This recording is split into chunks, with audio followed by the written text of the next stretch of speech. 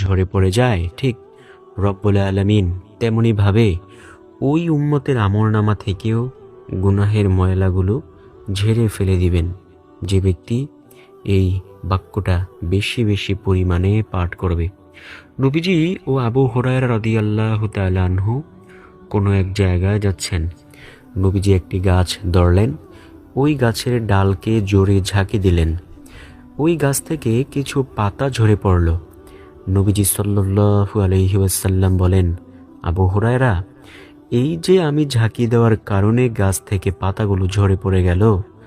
আবু হুরায়রা, শোনো, কোনো ব্যক্তি যদি সুবহানাল্লাহি ওয়ালহামদুলিল্লাহি ওয়ালা ইলাহা ইল্লাল্লাহু ওয়াল্লাহু আকবার এই 4 জিকির একত্রে করতে পারে, যেমনই ভাবে আমি ঝাঁকি দেওয়ার কারণে গাছ থেকে পাতাগুলো ঝরে পড়ে গেল, ঠিক তেমনি ভাবে রব্বুল আলামিন তার আমলনামা থেকেও গুনাহের ময়লাগুলোকে ঝেড়ে ফেলে দিবেন।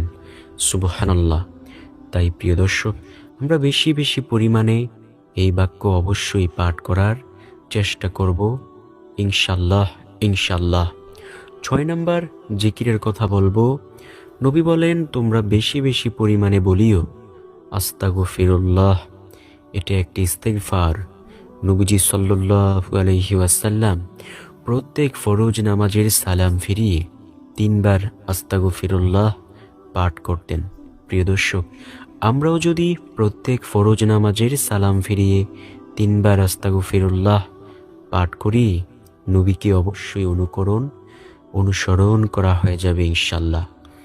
নবীজির প্রিয় সাহাবে কেরামগণ বলেন, আমরা নবীজি সাল্লাল্লাহু আলাইহি ওয়াসাল্লামকে দেখতাম প্রত্যেক ফরজ নামাজের সালাম ফিরিয়ে 3 বার আস্তাগফিরুল্লাহ পাঠ করতেন।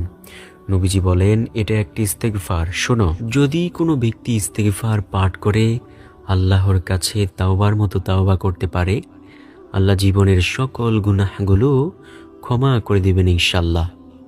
যুগে যুগে আল্লাহ তাআলা বহু বড় বড় পাপীকে ক্ষমা করেছেন। তেমনি একজন পাপী ব্যক্তি ছিল, যেই ব্যক্তি অনেক বছর যাবৎ একটা মূর্তিকে সামনে নিয়ে সনাম সনাম সনাম সনাম বলতেছিল। হঠাৎ করে তার জবান দিয়ে একদিন ভুল করে বের হয়ে গেল সমাদ। সাথে সাথে আল্লাহ তাআলার পক্ষ থেকে জবাব আসলো, বান্দা, কেন তুমি আজকে এত বছর পর আমাকে ডেকেছ?